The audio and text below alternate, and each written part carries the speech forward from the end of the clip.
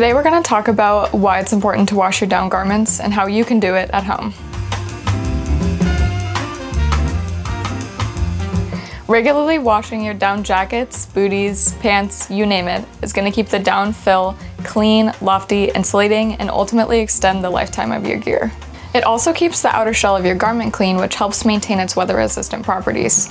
All this to say that a little TLC goes a long way and will keep your gear in commission for seasons to come. So let's get into it. Before washing, make sure you're using either a front-loading machine or a top-loading machine without an agitator. To prepare your garment for washing, empty and zip up all the pockets.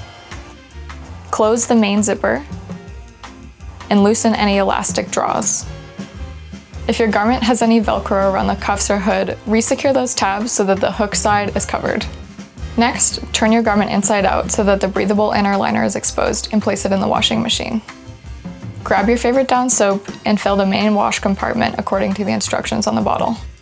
Wash on a gentle cycle using warm water, low spin settings, and don't forget to add an extra rinse and spin. This extra rinse and spin is super important because it's going to flush any lingering detergent in your gear and remove excess water, which speeds up the drying process. When you take your garment out of the wash, it's going to look like this: flat, clumpy, and generally pretty sad.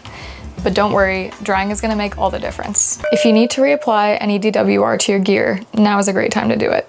Carefully place your garment in the dryer, being sure to support the weight evenly as you're moving it. If you have any dryer balls you like to use, you can add them here. They aren't required, but they'll help break up the down clumps during the drying process. You can always opt for some manual unclumping between drying cycles instead.